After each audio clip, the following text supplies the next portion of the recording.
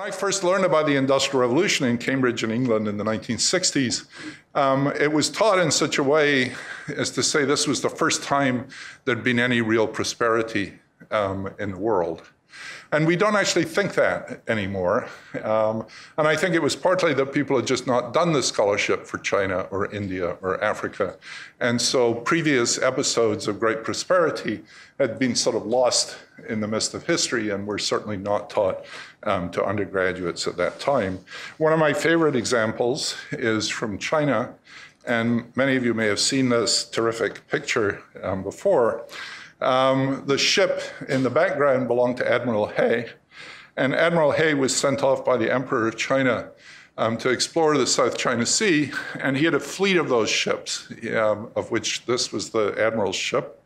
They were very heavily armed. They swept everything before them. They went down the South China Sea. They went all the way down the east coast of Africa, defeating all opposition all along the way, plundering as they went, bringing gifts back from the emperor. My favorite one is they brought a giraffe back. And the giraffe they bought in Calcutta, which, when you think about it, is a somewhat odd place to buy a giraffe. So I believe that you, and then, as today, you could buy almost anything in Calcutta, including a giraffe, though Admiral He probably didn't pay for it. And he sailed back home, sweeping all before him. The tiny ship, the mosquito ship in front, is Christopher Columbus's Santa Maria. And the thing to note is that Admiral Hay sailed nearly 100 years before Christopher Columbus. I mean, about 1410, so 80 years before Christopher Columbus. So if you look at this picture, it's the best summary I know of the relative economic might of East and West in the 15th century. The world, of course, does not look that way anymore. The question you might ask yourself is, you know, it was the little ship that changed the world, not the fleet of big ships, and played an enormously important part in conjuring up the world as we know it today.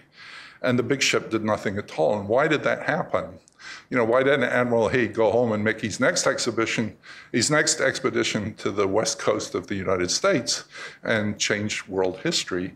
And the answer, of course, is when he got there, the emperor was afraid, and the emperor didn't like the idea of these wild mariners sailing around the world, getting rich, and possibly threatening the emperor's position. So those ships never sailed again. They were tied up at the wharf, and they rotted there. Whereas, of course, we know that with Christopher Columbus, things were different. For me, that's one of many lessons of A, how toxic politics can choke off economic growth. Another message you can take from that is extreme inequality choking off economic growth, because the emperor had all the power and he saw a threat from the new technologies and he suppressed that threat. They're very similar stories.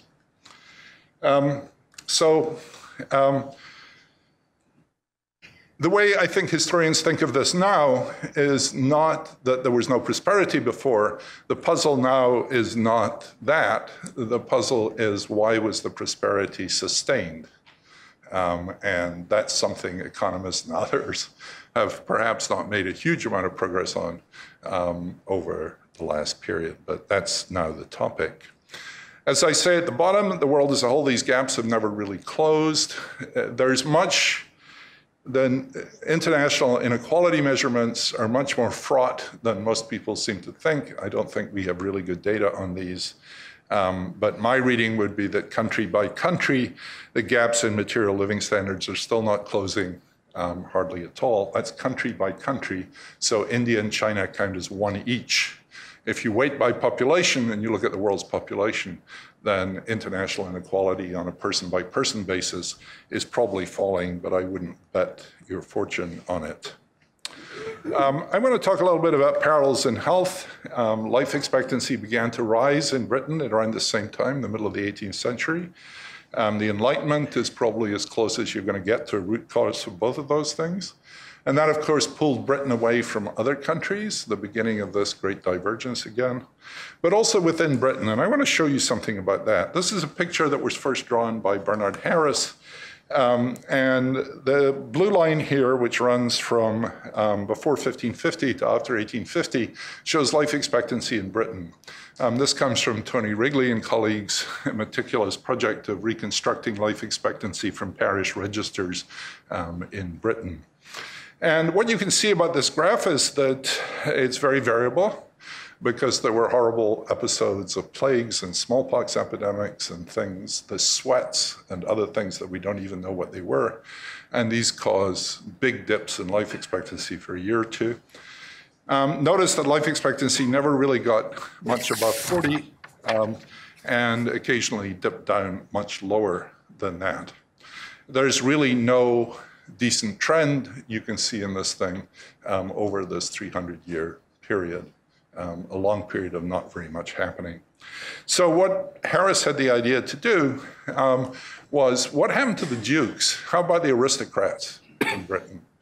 And Hollingsworth, a long time ago, had compiled very meticulous life expectancy numbers for ducal families in Britain and superimposed them on this. Now, the dukes, had a lot that the ordinary people didn't have. They had big palaces, they had servants, they had enormous amounts. If you look at contemporary accounts, it's just disgusting what they had. I mean, Henry VIII had to be carried around by his courtiers after he got past middle age because he couldn't walk anymore from eating 8,000 to 10,000 calories a day every day.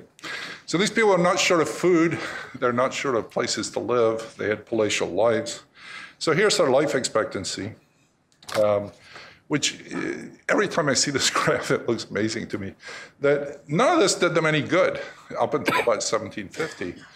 And then after that, something happened. So why didn't it do them any good before 1750?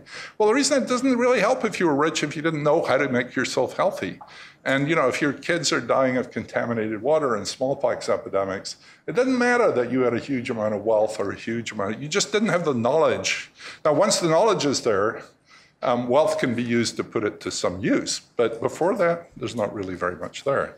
So what happened after 1750? Well, we don't know for sure. But let me tell you my favorite stories, the ones that seem to be most likely, which is variolation or inoculation against smallpox. Now, vaccination didn't happen until 1799. Variolation is a very different technique in which someone who's got smallpox, you scratch the pustule and put some of that material on a lancet or some other sharp object and scratch it into an uninfected person. It sounds like the last thing you'd ever want to do. That gives the person a mild dose of smallpox, and with luck, they don't die, and they get lifetime immunity from smallpox. This technique was brought to Britain by the wife of the ambassador to Turkey, who'd observed this being routinely done in Istanbul. The king was a bit skeptical at first, but thought he'd give it a try on his own kids. Though first he found some condemned prisoners and tried it on them. And then he found what are described as abandoned children and tried it on them, and they survived. I don't know how many people here are familiar with modern human subjects protocols, but prisoners and children are the two groups that are absolutely verboten. You're not allowed to go near them. But he was the king, and there wasn't a human subjects committee at court. So he went ahead and then vaccinated, or didn't vaccinate, he inoculated all the royal infants. And then it spread through the aristocracy quite quickly. This is a time at which almost everybody got smallpox as a child. And if you didn't die, you got lifetime immunity, but a lot of people died. And that seems like the leading candidate for this thing. It was very expensive because the people who controlled it made you take 3 weeks off. They pretended it was very expensive, and it only became cheaper over time and spread to the rest of the population. Incidentally, George Washington variolated the whole of the Continental Army. And how did he know about it so early? He knew about it because it was brought across the Middle Passage by enslaved people from Africa, and where it had been practiced for centuries, as it had in China and around the East. There's a list here of some of the other techniques that were important at that time. One of the things I like about this is these techniques, we think of health innovations nowadays as starting in the rich countries and spreading out to the rest of the world. These were ones that came from the rest of the world into the rich countries, not the other way around.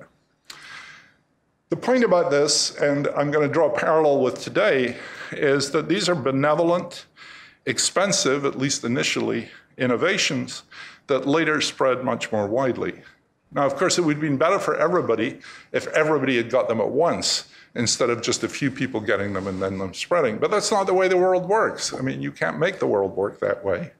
And so I think of these health inequalities, what nowadays is called the gradient, as by and large good, especially in an age of technical improvement in health, because they're harbingers of good things to come. And if you take the view that some people would take is they hate health inequalities so much, I've heard actually people argue that we should have suppressed the Surgeon General's report on smoking, because all it did was open up inequalities between rich people and poor people. That seems to me just craziness on stilts. So I actually am fairly positive about these health inequalities because they seem to be harbingers of good things to come.